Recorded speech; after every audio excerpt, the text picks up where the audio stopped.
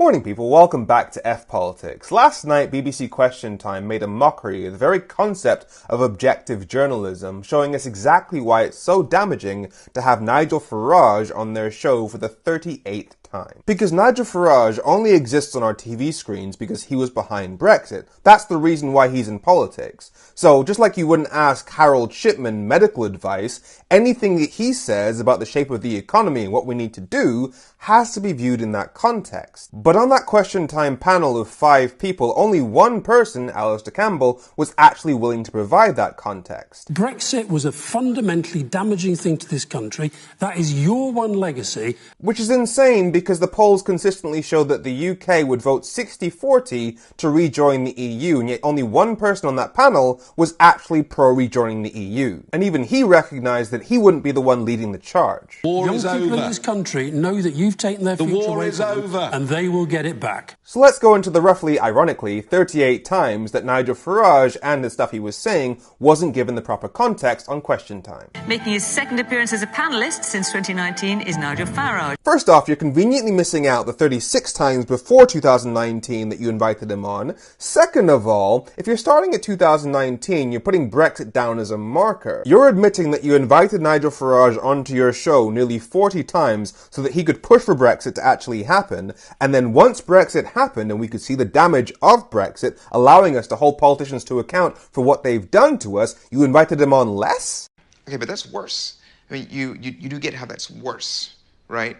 So I sat and watched and listened to Keir Starmer's speech, and I was very pleased with myself.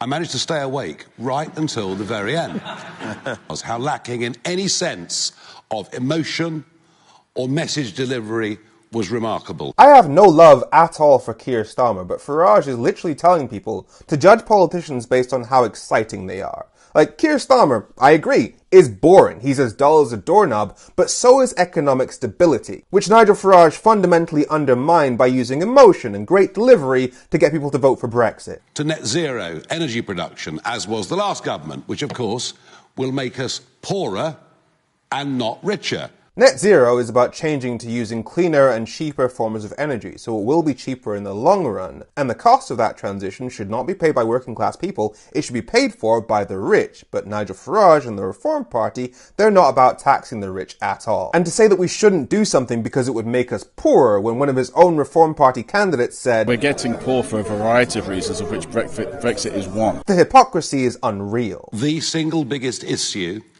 in terms of the impact on accessibility to GP services, in terms of accessibility to housing, in terms of infrastructure, and all of those things is the exploding population. Yes, immigration is a relevant factor to all of those things, but we have an aging population, which means we don't have enough young people to run the economy that can support all the older people who've retired and need more medical care, which is one of the reasons we need immigration to deal with our labour shortages, especially in the NHS. And so we need a managed immigration system, which, as we'll get onto later, Nigel Farage undermined. Is to get economic and fiscal stability back into the system again, and I'll come back to defence again if I've got. So is that why you hit the pensioners the way you did? Absolutely. You hit the pensioners, and there are millions of pensioners who are going to struggle like crazy over the course of this winter. He's talking about pensioners losing the 300 quid winter fuel allowance when he, as the guy behind Brexit, is responsible for costing the average household £1,000 a year. If you hadn't given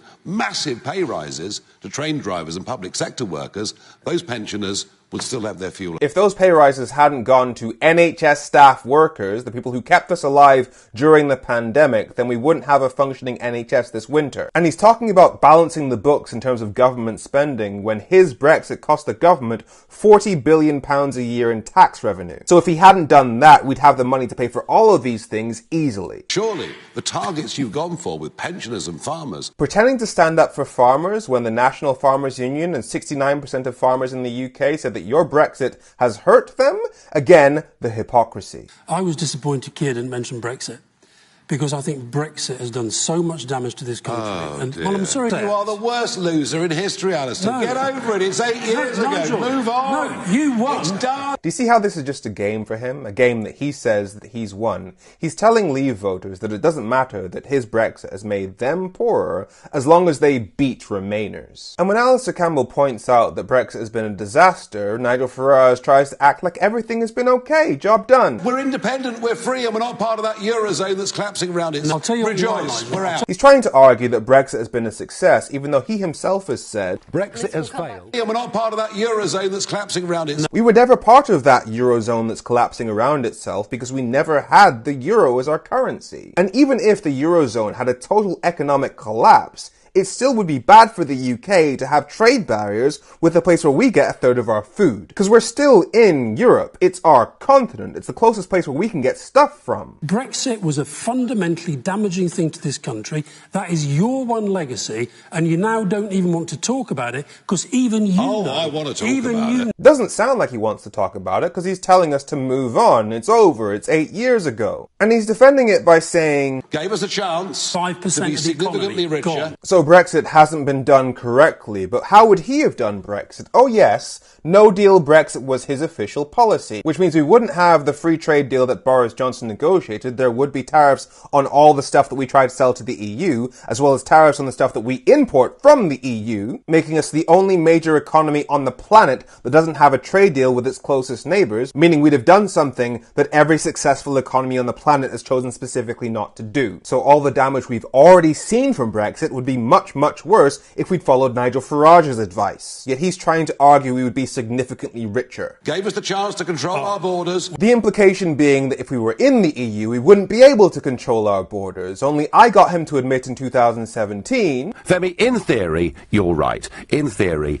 under European treaties, there are restrictions that can be placed. And he points to the high levels of immigration right now and blames the Tories. And sadly, this mob, We didn't do the it your Tories, way. didn't If do we'd done it any of Nigel's Even though in 2016 I literally warned him, logically speaking, if the EU has restrictions on immigration and the UK hasn't been implementing them, leaving the EU would mean more immigration. and he still went through with it, and now he's blaming the Tories for what he knew would happen. Would you rather be like France right now or Germany right now? So economic and political problems in Germany and France means it's a good thing that we've damaged our supply of food during a cost of living crisis. Move on. It's Don't talk at the same over. time. The war is over. The move on, get over it, you lost line is aging really badly because now Brexit is making us poorer every single day, and 2/3 of the country can see that it is making us poorer. He's literally telling people in poverty, I don't care about what you're going through. Move on, get over it. He's telling us how little he cares about the people of this country. But back to immigration. The last 2 million that came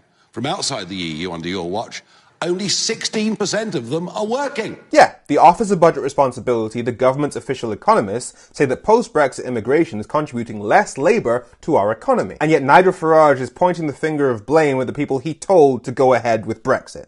And we now know the truth, that selective immigration can be very good for diversity, very good for the economy, very good for all of those. Again, he knew this before we left the EU because I told him. Article 7 of the EU Citizens' Rights Directive, which says that in order to come here without a job, you need to have sufficient resources to not become a burden on the social assistance system of the host country and have comprehensive medical insurance. So Nigel Farage got rid of the controls on immigration, and now he's complaining about uncontrolled immigration. And yet once again, Nigel Farage is telling us we need to leave a European organisation in order to control immigration better. We need to leave the ECHR so we can deport people that come illegally. Fool me once. Now there was a legend in the audience who called Nigel Farage out for exactly what he is. Did the Germany in the 1930s, they were suffering economic difficulties because of the reparations of the First World War. And those people were desperate and looking for something to improve their life. And somebody would say, look, the problem with our society is the Jews. And if we follow the same rhetoric, the same blaming of migrants, we will go in the same way. And Alistair Campbell pointed out that that also sounds a lot like Trump, Nigel Farage's friend. So Farage leapt to his defence. Yeah, Trump is very pro-legal immigration into America. So his immigration policies are not discriminatory or demonising. Donald J. Trump is calling for a total and complete shutdown of Muslims entering the United States. He was talking about Jewish people, the Holocaust Museum, and genuine refugees. These are different things. What I said was you were using the language of demonising. Which he is and has been for a very long time. We have a growing number of young people in this country who do not subscribe to British values, in fact, loathe much of what we stand for. Are we talking about Muslims here? We are. Is it any wonder our chemicals are going? The chemical industry complained about the damage that Brexit is doing to them just 3 days ago. And this is his argument for not reducing our carbon emissions. Coal consumption is going up in India, in China, in Malaysia, And it'll probably what go we back to do America again. doesn't even scratch the surface. But a lot of China's carbon emissions comes from stuff that they produce essentially for us. So those emissions are on us too. Not to mention, two wrongs don't make a cooler planet. And then he gets back to defending Trump. A bit more comprehension that he's a genuine friend of ours. You know, he really does adore this country. Trump has said he plans to make the NHS pay more for drugs so that Americans pay less, thus undermining our national health service while we're already in crisis, putting British lives at risk. Is that really a great friend? We could also have a genuine trade deal on the sectors that suit us. Yeah, because Mr. America First is going to let us choose which sectors of our economy he can get his grabby little hands on. The reason he trolls Keir Starmer is because Elon believes in free speech, and Keir Starmer locks people up who say nasty things on Facebook. Saying nasty things on Facebook would be like posting, I don't know, that Nigel Farage is just a toilet who deserves to eat nothing but human feces for the rest of his life. What we're talking about here is telling hundreds of people to go to a hotel and burn refugees alive. We've got two-tier care. When the attackers at Manchester Airport don't actually face any charges, and people who write horrible things on Facebook go to prison, That's not something is very wrong. The attacker in Manchester Airport had his head stamped on by a police officer, so it's part of an ongoing investigation, making it not as simple as the people that were trying to burn down mosques. But Nigel Farage knows that. Hang on, the Prime Minister doesn't decide who goes to prison, who doesn't. No, but he can speak out and say something, and he ought to. That would be interfering in the course of justice, but again, Nigel Farage knows that. This is what happens when you invite the most destructive person in the country onto your panel 38 times and only have one person on a panel of 5 people that's actually willing to challenge them. I'm Femi. Make sure you follow F Politics so politics doesn't F you. Have a great week.